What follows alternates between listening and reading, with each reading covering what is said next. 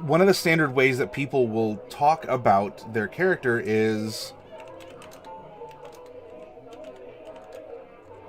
I'm an elven wizard. Sometimes they might get a little fancy and say, I'm a male elven wizard who has a magic staff. Well, how does describing your character like that convey the character? It's conveying some stats, and people can kind of get like, okay, an elf, pointy ears, he's holding a magic stick, and he wears a robe and hat or something like that. Oop. So I missed a little bit here. So yeah, Del had his own salsa. The figurehead idea. Okay, so we're getting into that. Mild, oh good grief, at least for the medium or hot stuff. Yeah, I know, Bubonic. Medium, from what I recall, is that's your limit. A lot of your character comes from close families. I'm not a big fan of, oh, my parents died. It's nice to have those kinds of connections, because they're resources for information, wealth, inroads to meet other people, and that also gives you something to lose. And I will definitely be hitting on that in just a little bit, Storm. We voted, and Sylvana was the name they chose. She is very fast and will be deadly eventually. I was thinking of using some sort of sleek predator beast. And Storm is saying a Shusava head. Delcorin, what a great start. What are you talking about with that, Delcorin? Or you mean for the for how people describe their characters? You know, oh yeah. Actually, you know what? We're lucky if it's even possessed. Instead of it's I have or I play a male elven wizard who has a magic staff.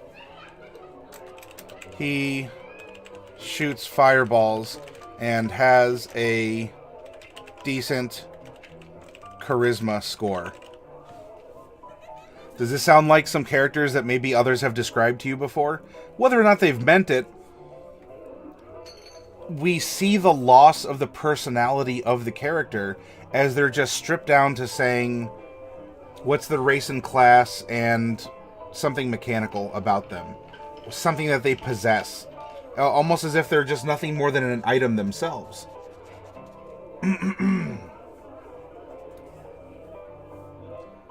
Storm says 95% of my players. Yeah, that's how they describe their characters. Rose says when explaining your PC, you should describe their character. Yes. And that's done... If you want to create a compelling character, you have to own the character. Even if you're describing it to a stranger. You know, there's context and tact that need to be involved. But now if we say... I am a male elven wizard named Chartreuse.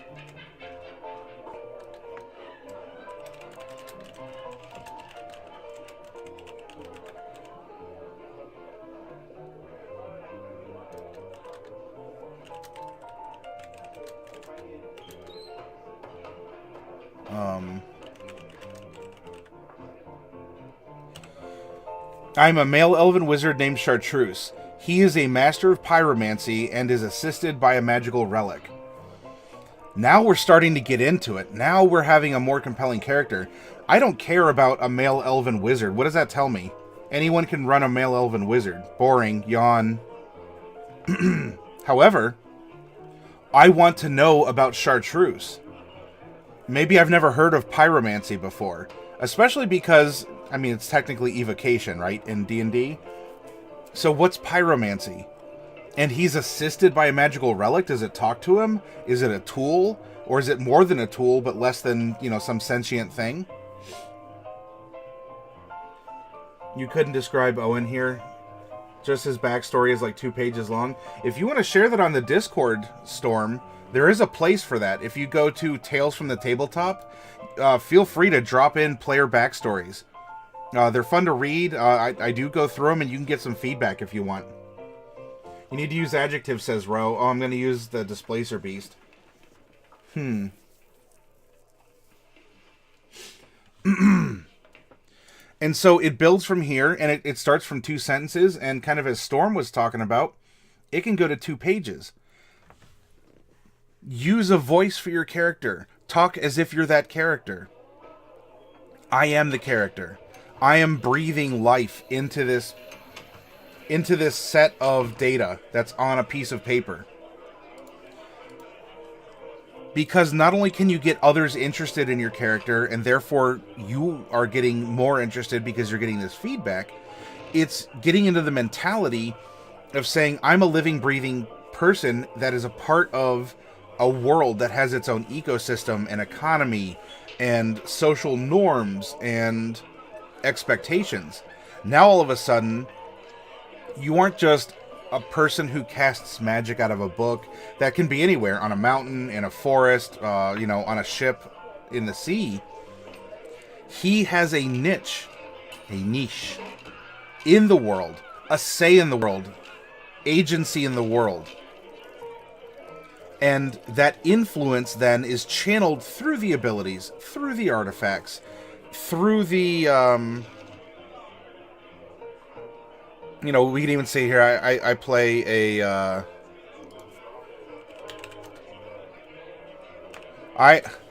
I play a level 8 a male elven wizard who has a magic staff. He shoots fireballs and has a decent charisma score. Well, this is experience. This is someone who's seen a lot of things. Oh, what has he seen? Has he been through war? Has he gone through something really bad in a social situation? Has he lost everything that he knows? Did he have to make a choice between his spell book and his friends? Something like that. Now we're getting drawn in. And we're using the personality traits, ideals, bonds, and flaws that are a part of the 5th edition experience. In my own homebrew, in my own setting, I also give my players a background skill.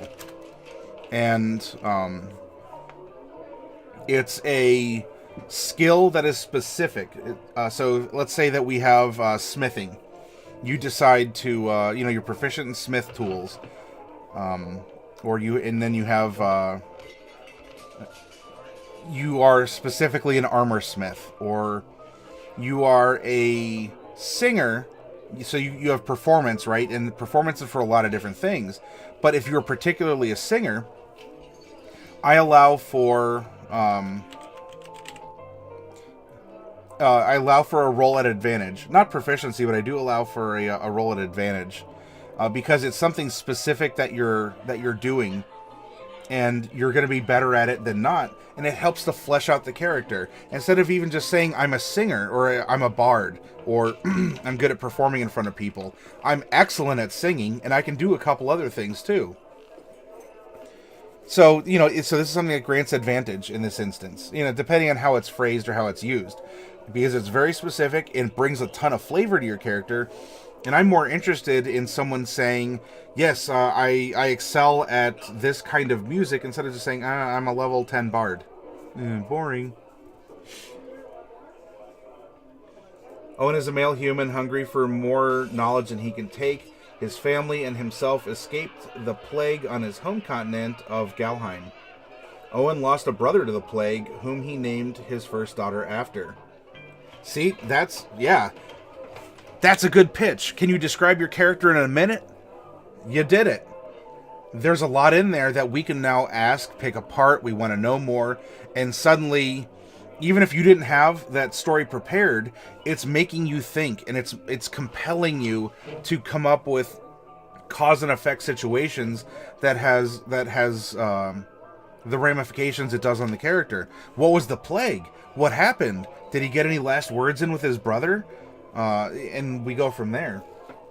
Delcorn says, I've been told DMs will incorporate things from character history into the story, but I figured that meant write 2 to 3 paragraphs of a bio. A whole page plus seems like a lot.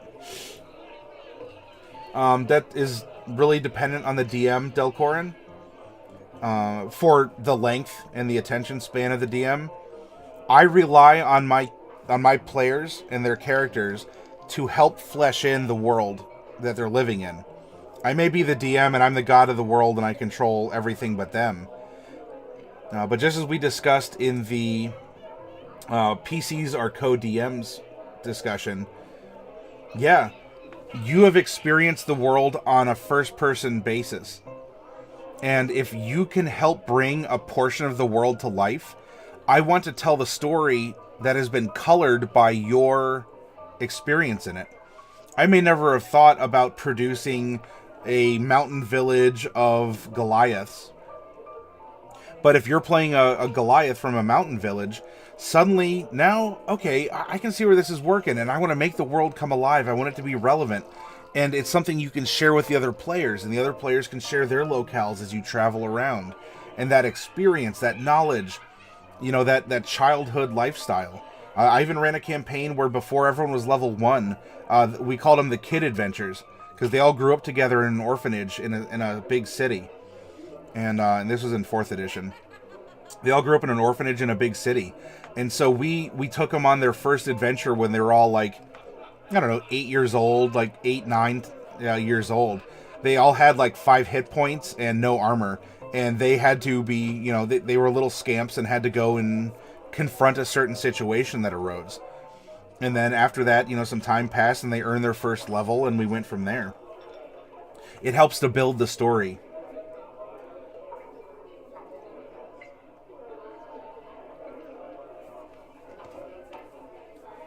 Rose, yeah, Romonger, you seem to have a DM that loves eating up like pages of lore, and if he can work with it, that is great because it's going to make the world be a lot more relevant. He can flavor the content ahead of time to really cater to you as a player and to your character specifically.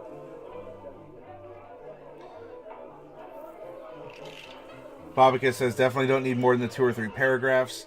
Delcorn depends on the people. If you want to do more, do more. If it's yourself, it makes sense, but if it's for other players, it does seem excessive. I wasn't sure if I was an outlier, which is why I was asking everyone. Yeah, no problem, Del. And you know what? You could write a 4-page character bio, and over the course of an entire campaign, maybe your DM, and especially your other players, only learn half of what's in there. The other half was to help keep you on the straight and narrow, if that's your character, is to help keep you in a certain set of bounds, if that's your character's personality and style. It's a list of things you can bring up in an appropriate situation. And maybe that situation never arrived, and that's fine, because everyone's still having fun. Bobby says, my current character was the son of a trader, grew up with Dragonborn, and learned the art of tarot, became a bouncer, and then a member of the Flaming Fist before he went to Chult. That's his entire backstory, and he's a pretty interesting character.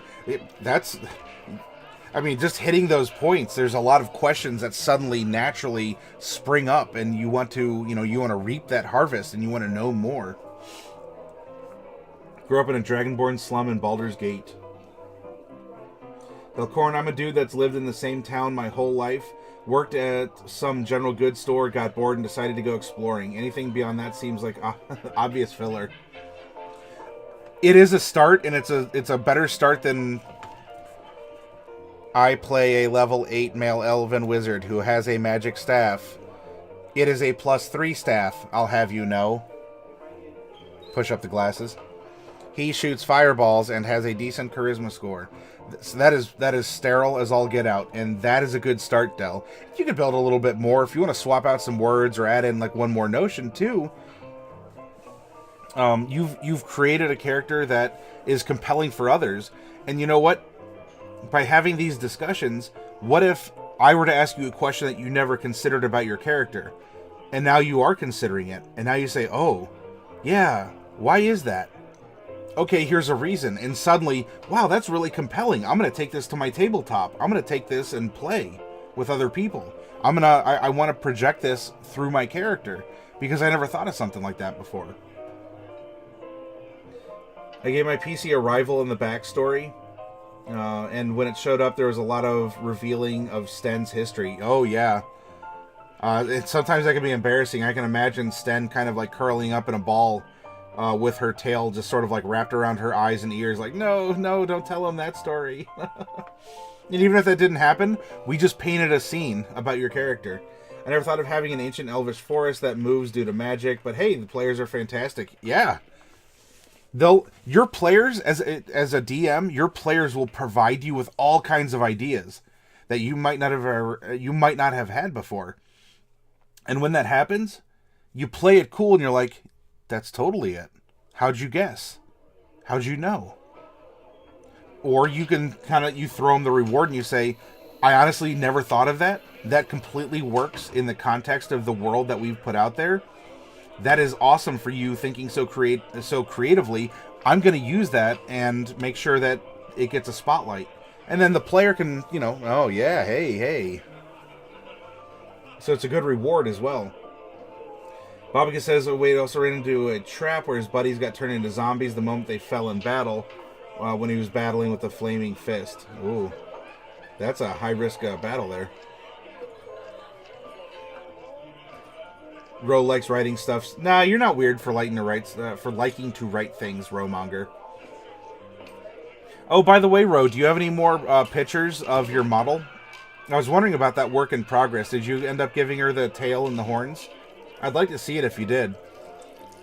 Bobby says, so my party ran into a group of evil giants who didn't attack us that were basically on their way to attack a lawful good, lawful neutral monastery that had executed one of our party members for stealing their most sacred text. Oh, yes, this. But no one but my character wanted to do anything about it. I'm a teensy bit frustrated that their morality seems to be limited to help us equals good and hurt us equals evil. Moves twice a year due to magic. And there's a whole ecosystem to that storm that you can develop and at the behest of your player. It's an awesome reward to take one of their concepts and enshrine it in your campaign. You don't see enjoying writing is weird. If you do writing, write a book about your character if you want. I completely agree, Delcorin. I have my very first campaign that I ran that I've written as a novel. I'm sure it's very cringy, but it's there. Is it migrating for the weather? Ooh, that's see, we're asking questions, right? The rival's entrance was her stealing Sten's design book. Oh, gotcha. That's the rival. You'll take pictures tomorrow at the game. She's painted now even? Yeah. Oh, man, I look forward to that. Delcorn, mostly hoping that needing to write 2+ pages of backstory isn't the norm. No, it's not a norm. If you have a solid concept of your character, you don't even really have to write anything out. I would make an outline or just let your DM know the gist of your character beyond... oh, I made him to your specifications. We're starting at level 5. He's a level 5 barbarian, and I gave him an axe. Whoopity-doo. Now, this was something that we had talked about. I don't know if Hui is still in the audience. Hui Nami. But when Hui Nami came in, he brought up that he's a DM and he is making a character for a friend of his, and that... it was the friend said, "Oh, I wanted to play a hill dwarf, and I want to name him Hank. Hank Hill, and we go from there." And so it was Hank of the Hill, and we ended up making Hank of the Hill. Though there was a little bit of a concern, maybe with Hui and with others in chat, like, well, is he just going to be this murder hobo? In other words, someone who just wanders around using his powers, killing anything that moves, and just sort of having a lulzy good time, trolling the NPCs kind of a thing. But we were able to take this concept and make it into a compelling character who has responsibility in the world. Someone who has the ability to make an impact in the world beyond just casting magic for lulz. And in the theme that came out of that are...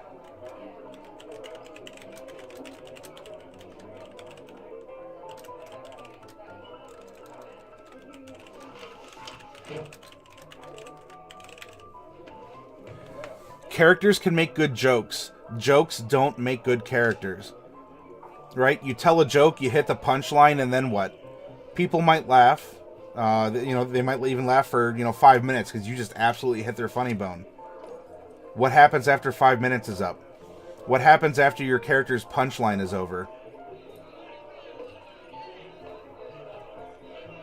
Where's the compelling reason for this character to exist and to do what he does or she does?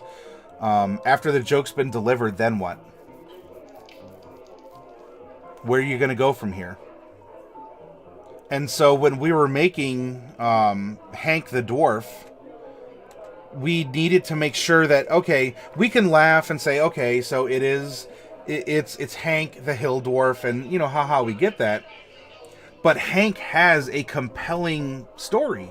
Hank has agency in the world that we made.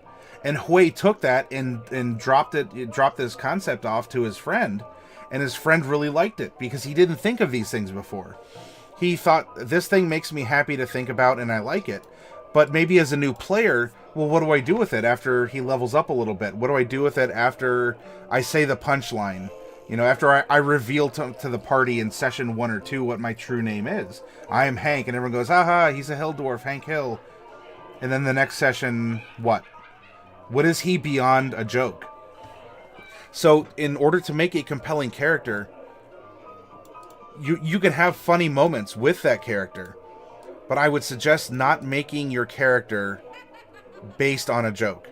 NPCs, you can do that because NPCs tend to be more one-dimensional characters, maybe 2 on a good day. But this is very good wisdom. Rose says with a swishing tail in all its glory for the tiefling model that he made for her. Hank of the Hill is a lawful good propane and propane accessory salesman, says Bobicus. I had a friend who was really good at playing 2D characters. Delcorn says, I'd change that to lamp oil and lamp accessories sales. King. Hey, King. Del, don't underestimate a good tagline or a good intro sentence. 7-page backgrounds are for suckers.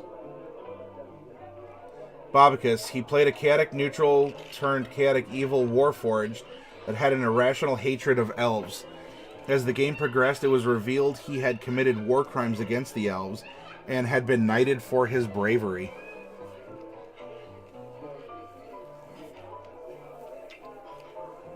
Sir WP1K.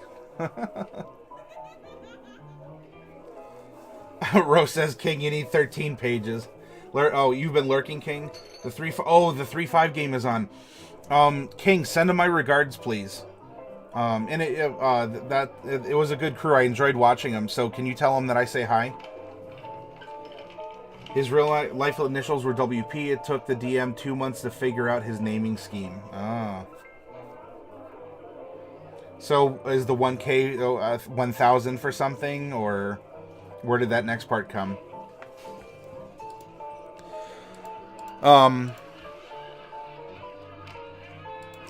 I just had my next bit of wisdom here that I wanted to put out there. Oh, that's right.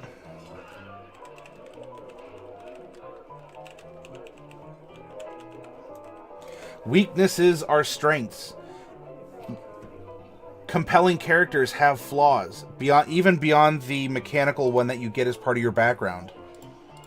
And even beyond your mechanical weaknesses you get in an array. The succumbing to temptation, the aspect of failing, and how do you internalize? You have this paladin of devotion who goes out and tries to be the best person she can every day, faces a bad guy who just absolutely is merciless and murders children. And so she was going to go to the slums, and she create food and water, and she took these healing spells in order to restore people back to health. And everyone's dead. And there's a remorseless killer standing in front of her. And if only she didn't stop on her way to the slums to, to look at something that she thought would be helpful. And maybe she talked to an NPC who said, oh, I really like blue. And she's like, oh, I'll get you a blue dress for tomorrow. And only if she hadn't stopped to get a dress, if only she had been in the slums when this disease lord or something rolled through, she could have prevented this death. If you're the DM in this situation, you have smacked this character right on the head with tragedy. How does she process this? you've completely, you know, helped her feel defeated. Now, this could rally her, this could break her, this could do a lot of things. But here, if you're playing thou as a PC, a compelling character, you have this moment of doubt, this moment of weakness, or you go through even like the clenched fist of rage. You smolder with generic rage. Sorry, I'm getting on a soapbox here. I'm missing a little bit of conversation here. 1K is just 1,000. He was a Warforged. Got it. Babacus Sten so wants to take one of those apart. Well, those live in the Eberron world. Babacus, wow, rude. Yeah, it'll be a problem. Storm says, talking about characters. And you have a link. That's a character I played for 4 months.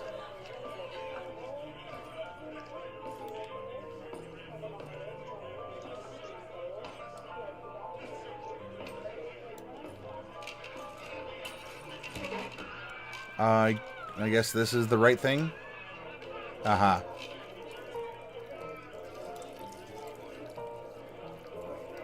Uh-oh, King. King, don't look, it's a halfling. Save yourself.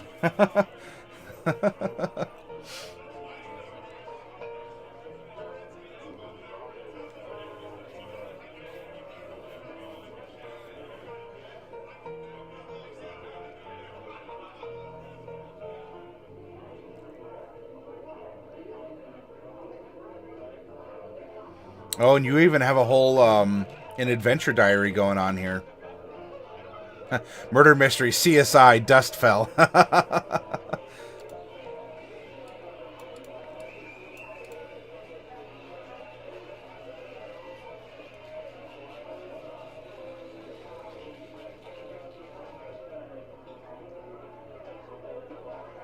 Cool. So yeah, this helps build into a compelling character. You thought about some details, but you haven't gone into excruciating detail. You've given an account of the things that she's been through. And also, to go back to details, we ask, why does she wear question mark earrings? Why does she have a ship as a brooch on a necklace? That kind of a thing. Or as an ornament on a necklace. Very cool.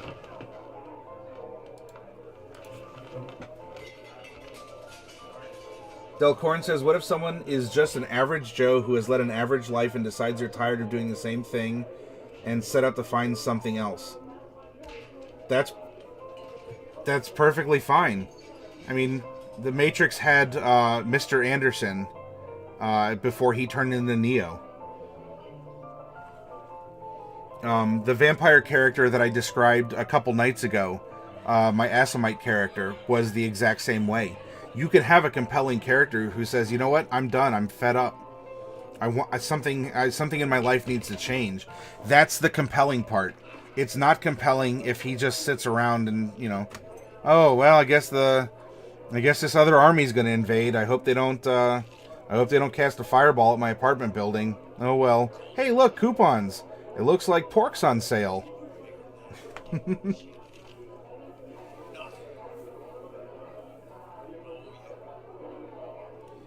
Bobicus, oh, but you are, seizes your arm. Just look how... Oh, jeez. Oh, no, such violence. Rowmonger, what will you do? They didn't witness the sacking of a town, accidentally murder someone, didn't come from royal bloodline or anything like that. They're just a bland medieval mart employee who's finally had it. That's still a compelling character, Del. Because you're leaving the comfort of home and normalness and what is standard and expected and going out into the world. And what's in this world.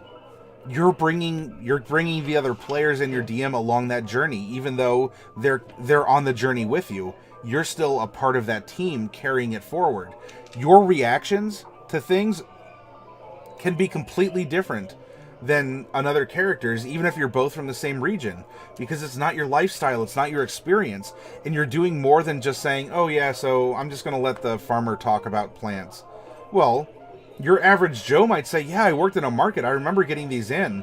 I never knew that they grew out of corpses or whatever. Now all of a sudden the world is getting enriched, and you're a blank canvas upon which reactions can be measured.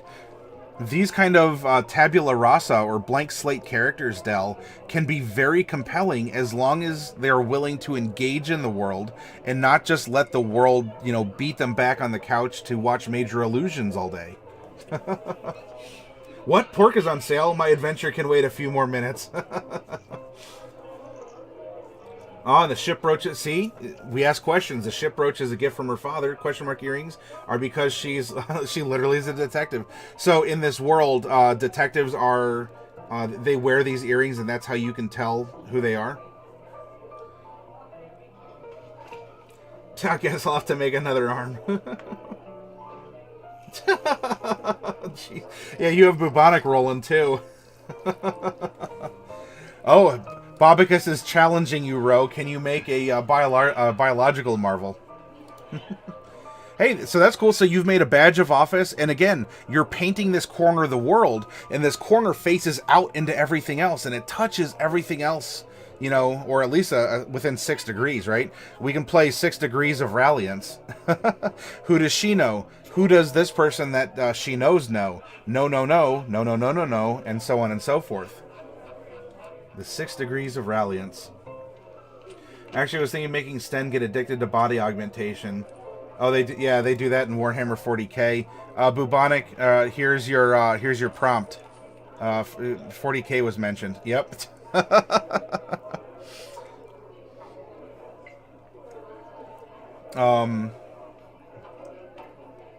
Yeah, the flesh is weak. Yes, all hail the Omnissiah. And there's Bubonic's obligatory Go Eldar.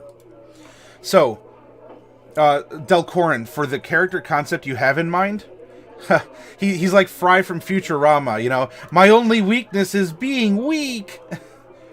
You're an average dude. You don't have special knowledge. You don't have, you know, you weren't grown up with dwarven weapon training and all this other stuff.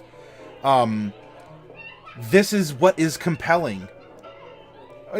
Do we want to hear about who's the strongest at something? Yeah, but then when we hear about it, we're like, okay, that's cool. So he's a strong man. Oh, he's the brain. Oh, he's the face.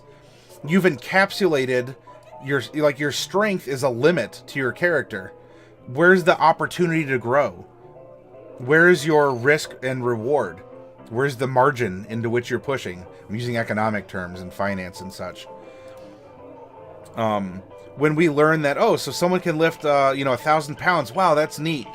Are you going to challenge them to lift, 1,005, 1,010, 1,100? Instead, if we learn that Delcorin, your character, he's absolutely afraid of dogs. And maybe that's one of the reasons why he's like this kind of like semi-shut-in character. Well, now all of a sudden, not only is there the neighborhood dogs, that's your first like big quest, your level 1 quest to get out of town, is that the neighbors have dogs that, are friendly and bark at you. But what if there's a gnoll pack rolling through the hills? And you're conscripted to go put down gnolls. Oh, Lodi! Clutch the pearls, because you're going to have the vapors. That's a challenge. Lifting 1,010 pounds to a weightlifter isn't as great a challenge as sending someone who has a weakness of being afraid of dogs out past the family that has dogs, but then to go hunt down dogs that are actually posing a threat. Your weakness is the highlight of your character. Are people going to wonder what a paladin's going to do with 16 strength? No. They're going to swing a sword or poke with a spear. They're going to hit things hard. Oh, boring. We know what's going to happen. Now, you can argue an 8 in dex. However, what's going to be more clutch? The fireball that is coming right for her eye, her eyes are just going to get all big and watery and saucers as she sees this fireball come in. Are we going to gasp and hold our breath and be like, oh, how is she going to get out of this one? Or I'm going to roll to hit the enemy.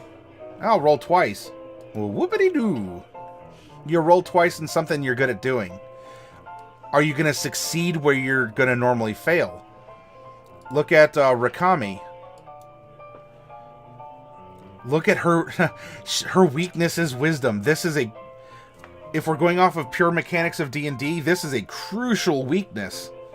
Wisdom does a lot of things mechanically. Yet here we go. She's not really observant. Can you roleplay into that? What will she blunder into? What will she get herself into? She's confident in so many other ways. Why, you know, how is this going to take part? 17 charisma. Yep, I expected that. Nothing new here. Cast your spells. You hit. You're going to hit more times than you're not. There you go. How are you going to overcome this? Bubonic says backwater scum. Yep. Delcorn, okay, good. Everything I've been seeing and hearing since finding D&D again a couple months ago has been pretty grand. I haven't heard any stories of the average Joe who has finally had enough of the daily grind and decided to find a new life. Yep, so that in itself is it's an excellent niche character. You can do a lot with that kind of a character, Del. At least we have a backwater. What happened to the glorious Eldar Master Race? Oh, yep, the banter is real. 40k is elves that aren't pansies like D&D. Bubonic, yeah, aren't the Eldar those jerks whose souls will be tortured for all eternity in the chaos when they die? D&D elves all tiptoe through the tulips. Not necessarily. You could make some savage elves. We'll break all their soul stones and feed them into the to she who thirsts. Blah blah. At least I don't follow a madman who thinks he's a god. I know my leaders are gods. Your gods are dead. Blah blah blah. Follow your mad leaders who think everything revolves around them. Now, if you're to say Dark Elder, Dark Eldar, or I would also accept Deldar, then we are cool. So yeah, this is what leads to the excitement. The weaknesses are what leads to excitement. If I, as a DM, am challenging your character, I'm doing so out of respect for you as a player, because I want to see. Yes, you're gonna writhe and wiggle at the end of my fork, at least for a little bit here. Hopefully, you're trusting me as your DM. I want to watch you squirm, and then I want to watch you clench your fist and say, you know, enough is enough. I'm tired of this. I'm going to step up, and I'm going to be a person of importance in this story, in the world. I'm self-empowered, and I'm going to just, boo, have this knockout.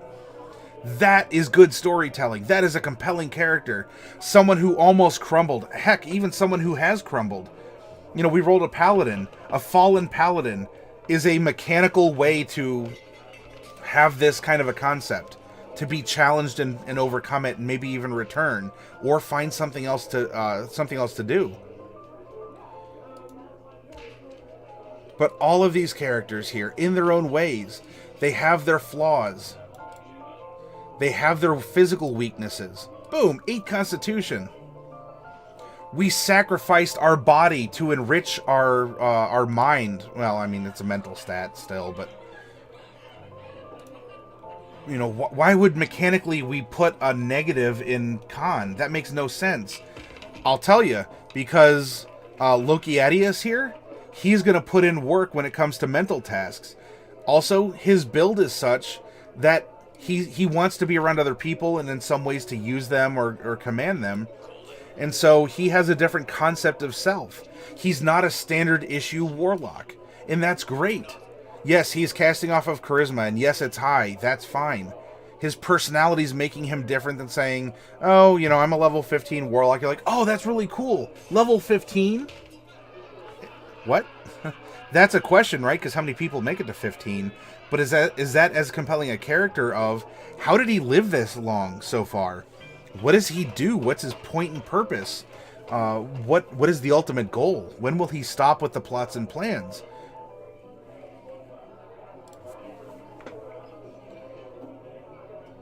Rose says, but we all exist because the orcs believe we do. Yeah, there is that bit that says if the orcs could ever actually get along with each other and focus on one thing, they would be the most powerful force in the 40k universe. Dark Eldar, deranged bad fools who know they are doomed. At least I know I have a chance to be redeemed.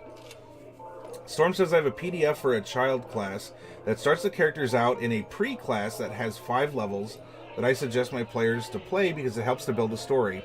Yeah, the childhood adventures, the formative years, the things that you learn from the adults that are around you about things like morality, what's good or bad, and you go from there. You have a more compelling character because you're more invested. Wow, my character had a childhood? I probably shouldn't throw my character away by just saying, oh, well, I'm going to die. The gnolls are going to win the fight in the forest, so I'll just have some fun and kind of come up with a one-liner as I die, and then I'll just re-roll a character. No, you're invested in that character. If you want to share that, Storm, you're certainly welcome to in the Discord, by the way.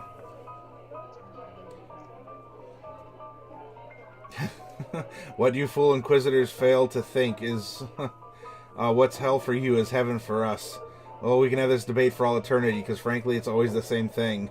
You say you're right, I say I am. Lol, get over it.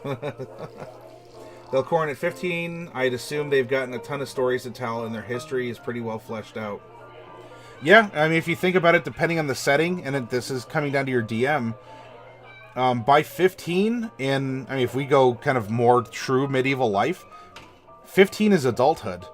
Like, you should start thinking about marrying and having kids at that age. Because if you live past 35, if you live to 40, oh, you're ancient. You're definitely going to die to some intestinal worm or a disease, or you're going to cut yourself on a rusty blade and it's going to get infected. Like, 15 is an adult in these older cultures.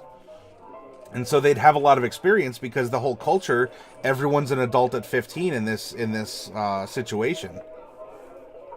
And you also have to be more wary about cutting yourself, avoiding getting worms in your intestines and things along those lines.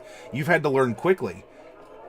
Children, you can make an argument that children were more adult earlier on than the children today are due to various social... we could say social advances or things that say, no. You can be a child longer. We're not going to hold you accountable until later because you're living longer. King says just more reason to genocide all tieflings. Oh. King, slow your roll, bro. Switch his tail. Also, the PDF gives a new way to gain attributes. It starts showing out at 10 flat across the board. Oh, and so every year is like a level or something? Okay. Tieflings are one of the funner races in D&D. Trying to awkwardly seduce an NPC is great. I was looking at it last night, Bubonic. It's funny you mentioned that. Of the videos that I've put up, and King, you're going to want earmuffs for this, but of the videos that I've put up from our broadcasts, Tiefling and Halfling characters get more views. Now, why is that? I can only draw presumptions. I don't have a full statistical array to tell you.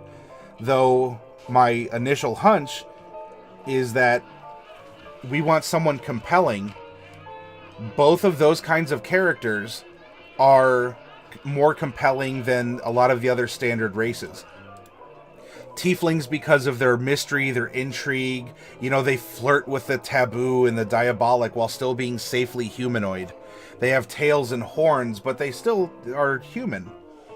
Halflings, it's a whole world when you're only growing to 3 feet tall. Plus, there's the popularity of hobbits and other things. But what do you do?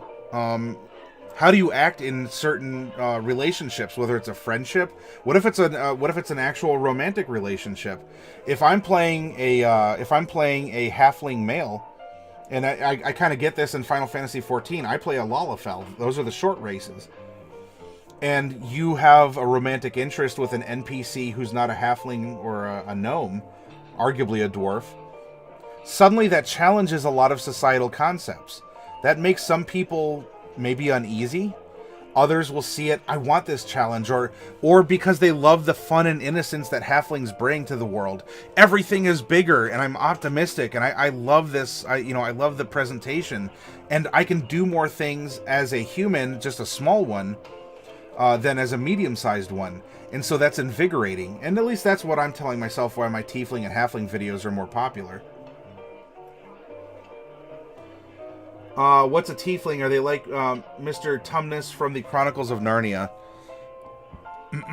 Tieflings are human. You can consider them like half human, half devils. They have tails and horn. You could argue that they have hoof feet or animalistic feet. But they are humans that are born of some ancient pact with a diabolical entity of some kind. And they also have some quasi-magical abilities to them. Let me catch up here again. Trying to awkwardly seduce an NPC is great. It's a challenge for your DM too. Whether or not you're trying to make him or her crack under the pressure, or to go, oh, all right, fine, you got it. Like Kenku Thrycreen tieflings, because demons are short. Because demons and short stacks are cool. Yeah, I agree, Storm. They're challenges in their own right too, but they're also kind of charismatic in their own way. And it's a comfortable amount of humanness, but with one thing that's big and, one thing that's small, but one thing that's different, a major difference. Rix the Artificer is trustworthy. Oh, never trust a gnome, says Ro. If someone says my character is cute, I'm going to bash their head in with my bow. I may be 3 feet tall, but that doesn't mean I'm automatically cute. Humph. I mean, I'll bash their knee in with my bow. Well, I mean, they'll probably get that, or they'll call you Pipsqueak or Shorty, because again, they're supposedly cute pet names. But hey, have Abigail travel with you, because I guarantee you she wants to be called cute, so she can be a magnet for that kind of stuff. Now, of course, you'll get drawn in. They'll say like, "Oh, aren't you two just the most adorable thing ever?" As both of you sort of roll up into an inn or into a shop somewhere. Yeah, Ro, half demon, half human is a good way of putting it. King says humans who once aligned with fiends during some holy war or before some holy war and their children were forever cursed with their evil taint, or just inherit their hellish features or something. Yep.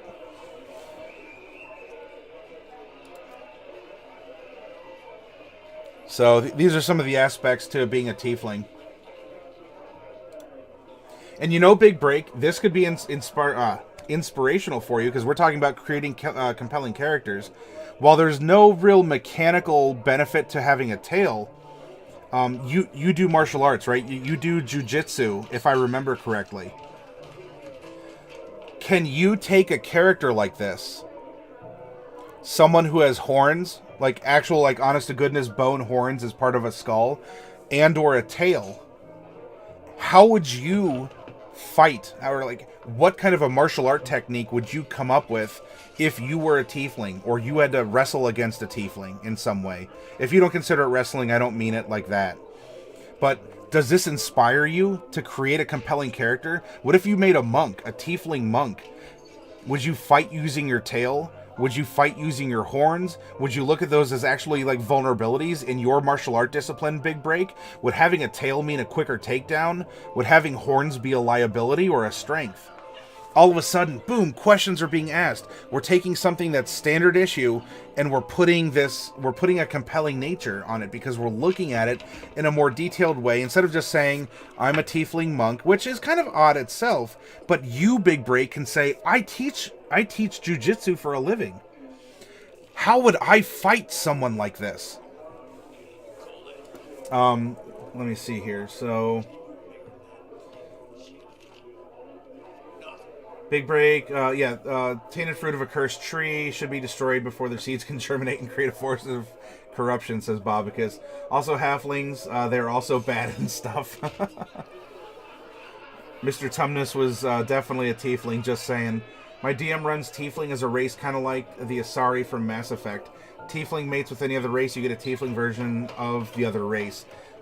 Ah, okay. That kind of plays into the philosophy that I have for my tieflings, Romonger. Bobicus, this is a good impression. Yeah, Bobicus and King are aligning. These two planets in the chat solar system are coming, and they're eclipsing upon themselves. Well, you trip on yours all the time because you're only new to being a tiefling. You've been, what, a male dwarf for 100 years, and only in the past couple months did you get that deck of many things pull that turned you into a female tiefling. A halfling can call another halfling cute, but when others do it... Oh. Says Dark Wolf. Yeah, there's the implication there. So Big Break is given a little bit of a breakdown. Dude, a tail would very much improve grappling ability. Oh, because Frieza uses it for choking. That's a good example. I didn't think of that. Tail would be a great asset. It would be a 5th limb to attack and defend with. Ro is encouraging you to swish irresponsibly. You know what, Dark Wolf? If you want to work on something else, it could be some sort of a tail waggle, right? We have Carrot Snake. Yeah, maybe you should make a tail waggle or tail swish or something.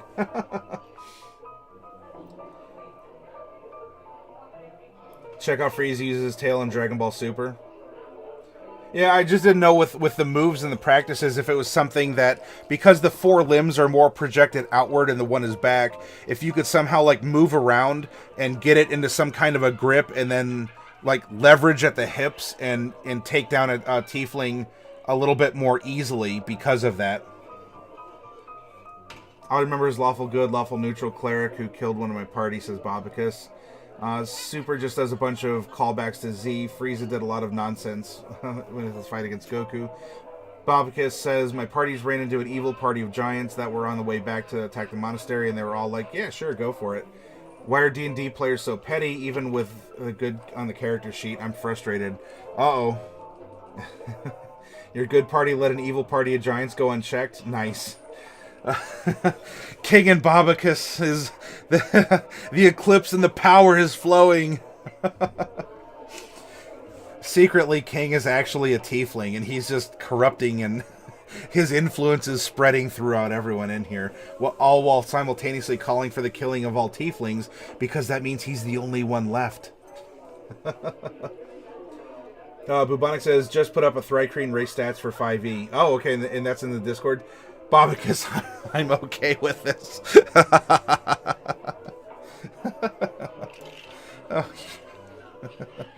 Oh, you all are something else. By the way, so if any of you out there, like, if you're new to the stream, if you're lurking, hopefully you've been laughing along. You're welcome to lurk. If you want to participate in the conversation right now, we're talking about creating compelling characters. We're talking about what adds to a good PC experience. You know, how can you run a character and not just be a level 8 male elven wizard with a magic staff? How can you be how can you be your character? And hopefully you're laughing out there. You can participate in chat, say hi. There's a lot of chat mini games you can play. And hey, if I've earned a follow from you, I will do my best to continue to allow for this kind of community to exist in our corner of Twitch. This is us sitting around a table in a game store. Well, the music indicates a saloon, but this is us sitting around a table in a game store, having fun, you know, BSing, having you know, we're enjoying some fine drinks, right? Which, by the way, I've always kind of wondered if I could just get sort of like I'd be very careful about it, or rather I'd make it off to the side, like kind of next door, but do something like adult drinks and like board games, so sort of like a bar that has some tabletop elements. It's kind of a pet project I had in mind, but anyway. For right now, we clearly have drinks from a soda fountain in our hands as we're sitting around a table and just sort of talking about, you know, the old days, the days of yore, or the current days, as Bobicus is doing, because Bobicus is in a very frustrating position right now with the D&D game that he's playing, and King is only egging him on and is being a terrible influence on Bobicus.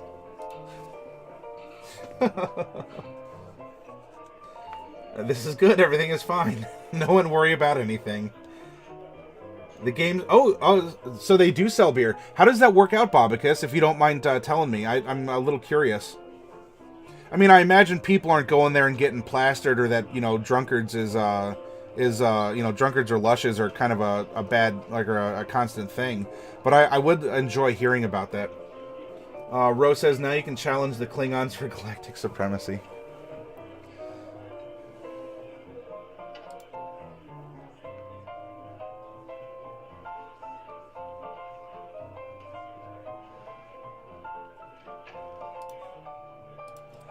It's a cafe game store. Never seen anyone drink a ton, and they don't sell spirits. Yeah, so it'd be something like one of the like. That's what I had in mind. Something like it's just the low level. It's just beers or just bottle beers, or maybe have a tap selection of some kind. But I think incorporating more formally than just having a fridge, you know, with bottles of soda and, you know, candy bars and chips and everything. You pay $10 and you can play any game in the store. Oh, I see. That was something else that I considered too. Like, do you have just like a door fee and you come in and you know, you go from there? That would be the model that I would go into next, and that might be kind of a 5-year plan, where it's something like whatever. So we'll use this model. You said Bobicus. $10 at the door, and what you do is you get a coupon worth $10 of food or drink, and of course you can get more while you're in there. But at least it's assuring that, you know, people are in there participating, and you're getting something for that. Hey, Ro gets sake every Thursday. Oh man, I'm a little jealous. How to create compelling game stores. We're in a big city, so it's sustainable. DMs come in for free and get a discount. Yeah, that's a good way to help encourage participation for people who want to lead groups of D&D players, or, you know, you sometimes need those alpha players in Magic or Yu-Gi-Oh! You know, players who can get others interested, teach them how to play, and if you give them a discount on, you know, pizza and beer, good way to do that. So. All right, I'm going to get up. I'm going to take another stretch break, finish off this tea, and go from there. So after that, hey, it's 2 a.m. We can talk for a little bit longer, share stories about our characters and games. Certainly, if your game store, just like we're talking about our characters, if the character of your game store stands out in some way, we can talk about that too.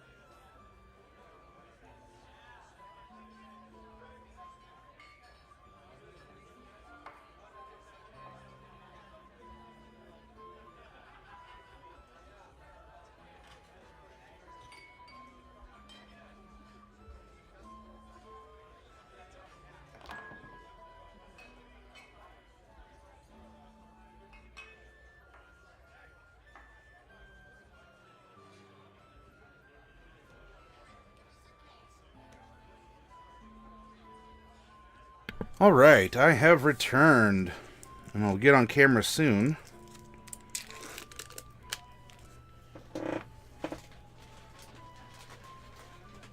Oh, you all have had a really good conversation going on, by the way.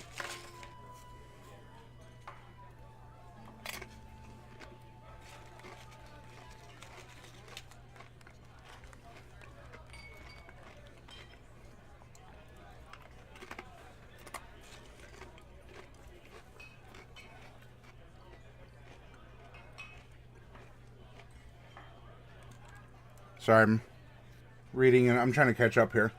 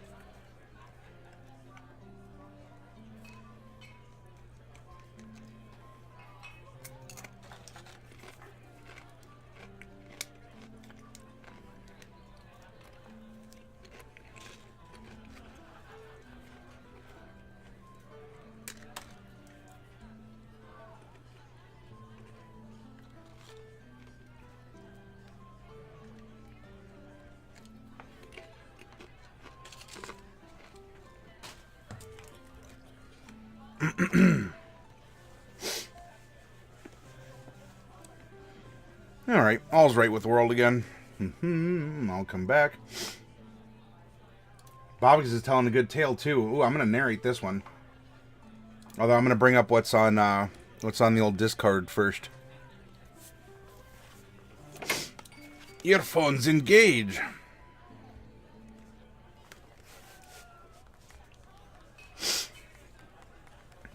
And we're gonna need some good background music too. Methinks.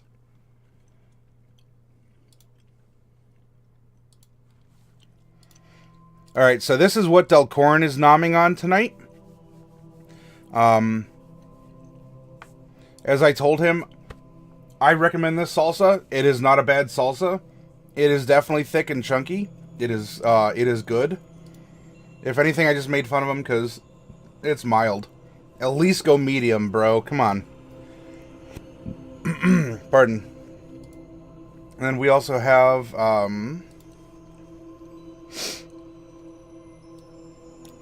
if any of you are wondering what is a Thrycreen, it is a bug person, effectively. It's like a player race that's bug people. Your dexterity score increases by 1 and your wisdom increases by 2. Most Thrycreen only live to 30 years at most, but they're fully mature by the age of 5 or 6, and their reduced need for rest ensures they live their years, the years that they have, to their fullest.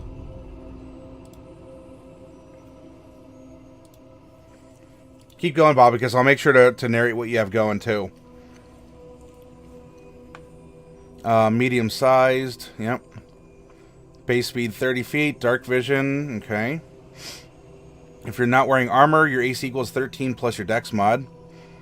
Multiple limbs, you have an additional set of smaller arms.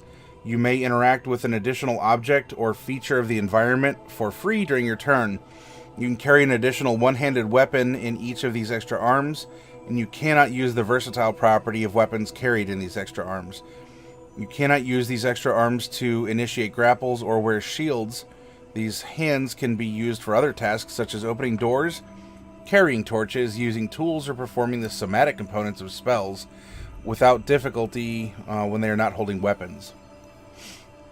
Instead of sleeping, you enter a torpid state, during which you remain fully aware of your surroundings. After 4 hours of torpor, you gain the same benefit that a human does from 8 hours of sleep. Also, magic can't put you to sleep. And you have some specialized weapon training. The Githka and the Kachka. Chechka? I think that's how you pronounce it.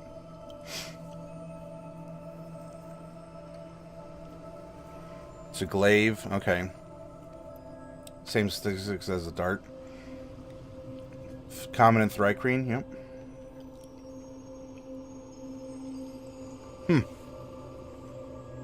Very cool. Thank you for sharing that.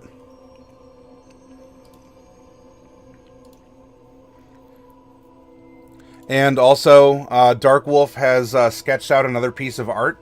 So if you want to enjoy it, make sure that you come over to the Discord channel that we have going on. And you can share stories, kind of like what Bobicus is doing. You can do that in the Tales from the Tabletop section.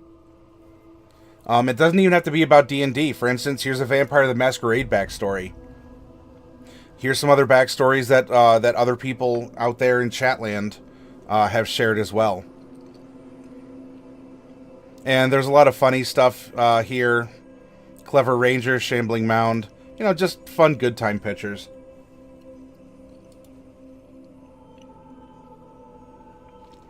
The difference between being a sorcerer and a wizard. This sums it up really well.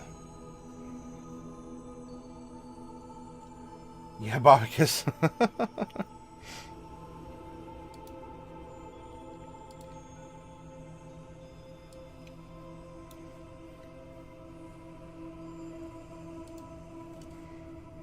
Alright, so we resolved the Druid cantrip question. And then Bobicus was getting into a story about one of his characters getting kicked out of a party. Okay, in the game where I got a character thrown out of a group, we found a precursor to a dangerous and addictive drug and were offered some money if we sold it to a bandit group.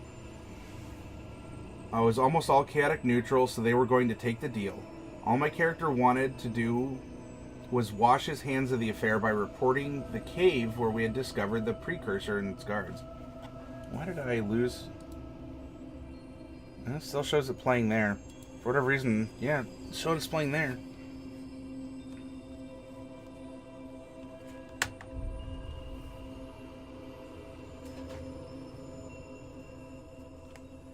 Did my headphones die? That'd be sad.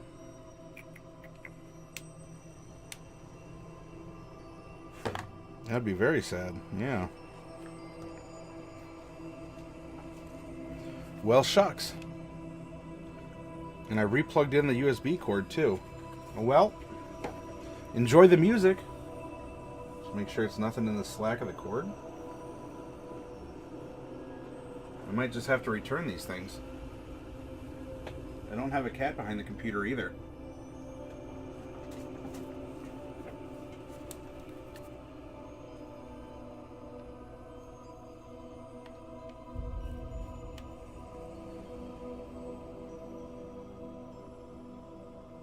Nothing. Oh, gosh. Hey! It happens. Okay.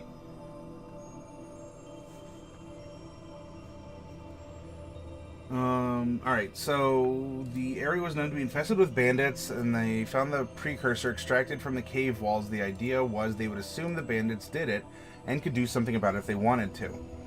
And then Bro's gonna go BRB.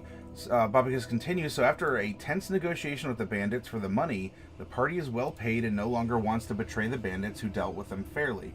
And my character really wants to wash his hands of this affair. Oh, Clark, hey, welcome. Sorry I missed you here. I was taking a break and everything was continuing, and now I'm catching up in chat after apparently wrestling with my earphones that might have, or my headset that might have just died. You finally got around to playing a tiefling bard with a fiddle. Ooh, please share that story. I'd love to hear about that.